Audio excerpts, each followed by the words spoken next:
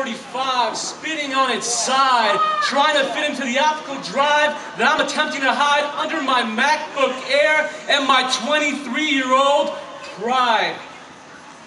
There's a new generation arising, written in bold Helvetica font on the partially unglued, light-weathered paper sticking to its broken record. There's a new generation arising, and I'm turning it off because I've heard it and I've failed. But once I get to the live music at AMF, then I know my hope won't be that frail. There's a new generation arising. I know, which is why I'm cashing in my checks so I can get to the conference or Israel to meet my other half and start making that new generation. Woo! Different stimulations, but our lives continue to be in syndication. One show after another, one generation after the next. All the same motivations to increase the viewer rating. Is it no surprise that people are afraid of love? We take notes while soaking in Dr. Phil, stock up on Kleenex, idolizing Oprah. But can they fix us? They can tell us to communicate the issue. But can they fix us?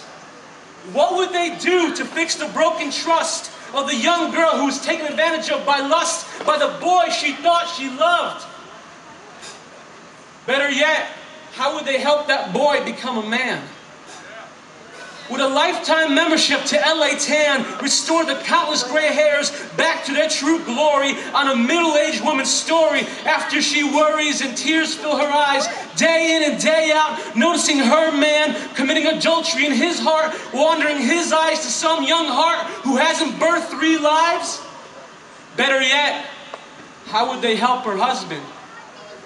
How many trips to Orlando and gift cards to SportsMart would it take them to reconstruct the ravaged heart of a young blonde child whose father left her for some straight-haired brunette she has never even met? Better yet, how would they help the straight-haired brunette whose knows she's taking away the daddy to 3 children and decimating an 18-year marriage?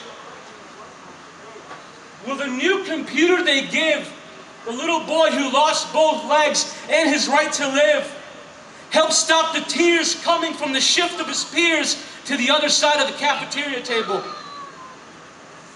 Better yet, how will Dr. Phil humble the hearts of those kids?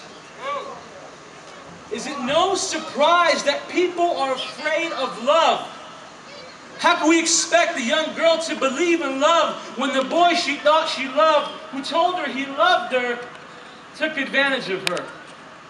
How can we expect the middle-aged mother of 3 to believe in love and share it with you and me when the man she devoted her life to, the man who told her he loved her too, looked at another the same way he once looked at her without a second ponder? How can we expect the young blonde child to believe in love when the first man in her life, the guy who would always kiss her goodnight, who always told her he loved her, walked away one day for what mommy says is just a temporary getaway? How can we expect the straight-haired brunette to believe in love when the only time people tell her they love her is when they're lying down with her? How can we expect the little boy who lost both legs to believe he is loved when we can't even look him in the eyes and tell him we love him because we really don't? How can we as people shake our heads when kids start school shootings and contemplate why? When we fiddle with our cell phones just so we don't have to walk by and say hi? How can we as people shake our heads and ponder about what went wrong when a kid takes their own life when we ourselves have the deadly habit of asking, "How are you?" without slowing down and waiting to hear the answer to our own question? Sound familiar? It's what our lives have been glued to all along. Different stimulations, but our lives continue to be in syndication. One show after another, one generation after the next.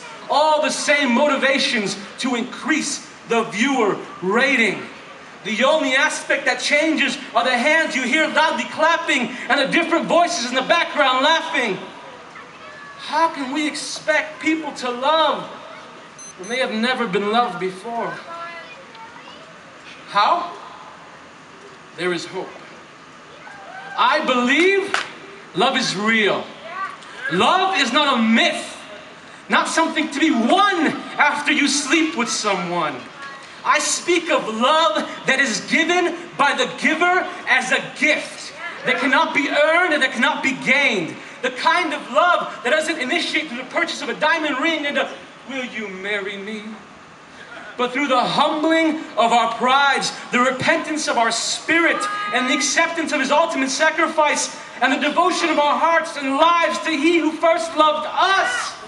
I speak of love that was sacrificed by the Creator and the Rejuvenator who sustains us even when our hairs have turned gray and does not look to the past to say, you were once so cool, whatever happened to you? But looks to the future to say, you will rock my holy socks off day after day after day after day. I speak of the real living love that can mend the broken heart of a child and the heart of the woman who stole the daddy away from that child.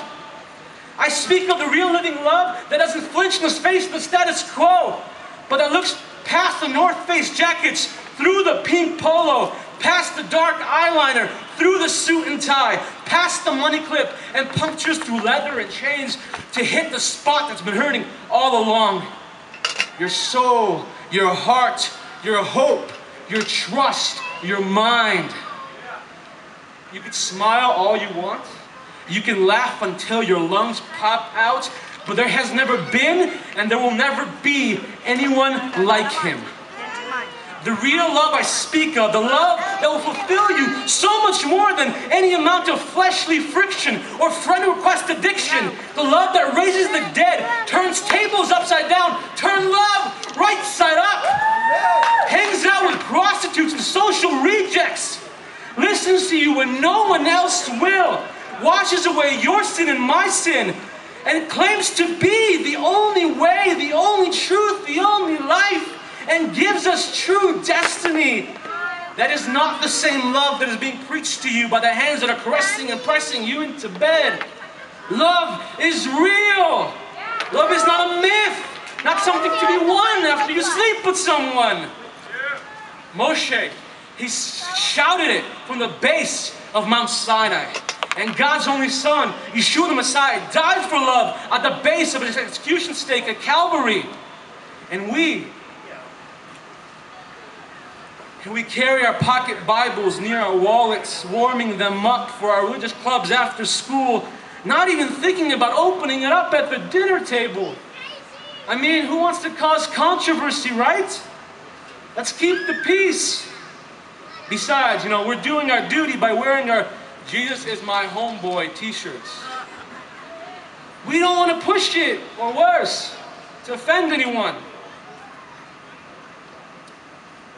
But you think if you had the cure for AIDS, you would just walk around school or work wearing a t-shirt with a picture of that cure on it? And Yeshua heard this. He told them, healthy people don't need a doctor. Sick people do. I've come to call not those who think they are righteous, but those who know they are sinners. There's a new generation arising, true.